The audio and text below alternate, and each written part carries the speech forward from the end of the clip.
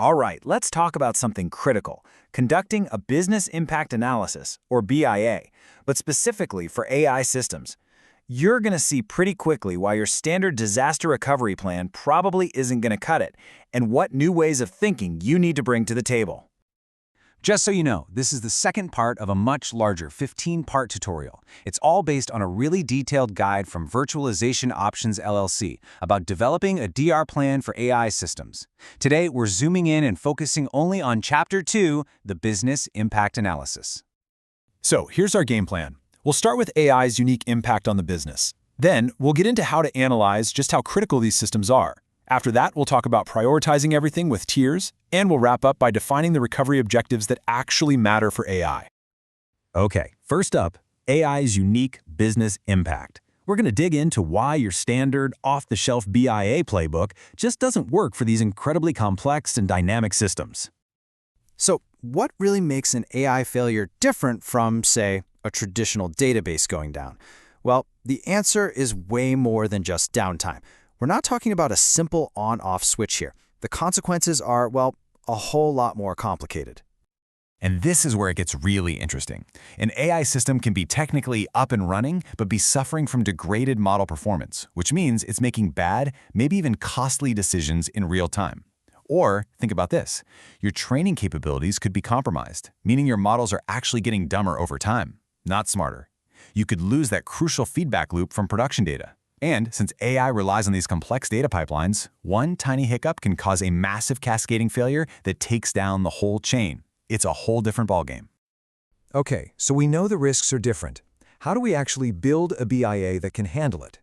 This next part gives you the how-to, a real blueprint for analyzing your system's criticality. Here's your checklist. First, you've got to catalog your systems. You need to know what business function each AI model actually serves. Second, quantify the impact. And yeah, I mean put a dollar figure on it. What does an outage cost after 1 hour, 4 hours, a whole week? Third, map your dependencies. You know, AI systems never live in a vacuum. What other internal systems or external APIs do they lean on? And last, you have to consider temporality. Is that fraud detection model more critical during the holiday shopping rush? Of course it is. This blueprint makes the whole process systematic. And this timeline just shows you how fast things can go south. In those first few hours, yeah, it's a headache, you're dealing with workarounds, but look how quickly it escalates. Within a day, you could be looking at serious revenue loss. Let it go for a week, and you're talking about customers leaving and doing real, lasting damage to your company's reputation. This trajectory is exactly why getting the BIA right is so incredibly important. So here's the bottom line. That timeline, that unique impact trajectory for each and every one of your AI systems, that is what dictates your entire disaster recovery strategy. It tells you where to put your money, what to fix first, and exactly how fast you need to react when things go wrong. Which leads us perfectly to our next section, prioritizing with tiers. This is where the rubber meets the road, where you turn all that analysis into a real, actionable strategy your teams can actually use. And this framework makes it pretty simple. You take your analysis and you slot every AI system into one of these 4 tiers. Tier 1, that's your mission-critical stuff. Think a real-time trading algorithm that needs immediate failover. Tier 2 is business-critical, maybe a forecasting model where you've got a couple of hours to get it back online. Then you have Tier 3 and Tier 4 for things that are important, but where the immediate impact is a lot less severe. And this quote from the source guide just hits the nail on the head. This tiering drives resource allocation, redundancy design, and recovery sequencing decisions. In other words, this isn't just some theoretical exercise you do.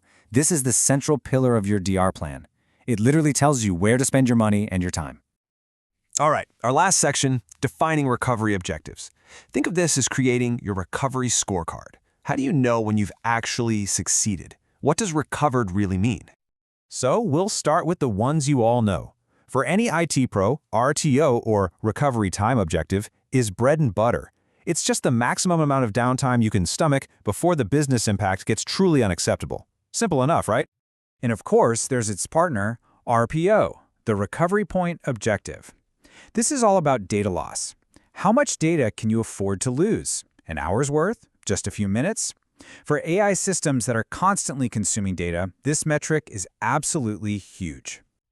But here's the big twist. RTO and RPO are necessary, for sure. But when it comes to AI systems, they're not enough.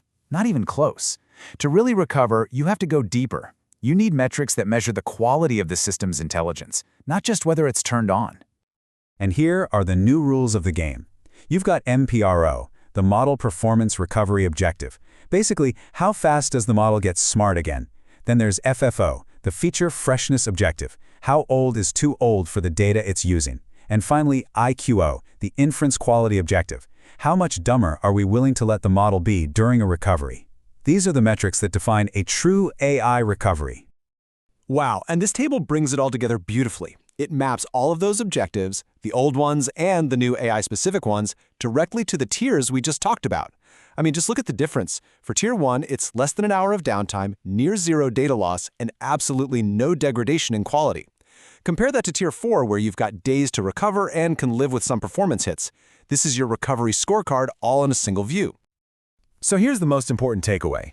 These AI-specific objectives, they're what separate a real recovery from a cosmetic one. They make sure that when you say a system is recovered, it's actually providing business value, not just sitting there with a green light on a dashboard while making terrible decisions. A recovered AI making bad choices could be even worse than one that's offline. So, I'll leave you with this one question to really think about. As you go back and look at your own DR plans, ask yourself this. Is your plan built to recover servers, or is it built to recover intelligence? Because the answer to that question could make all the difference.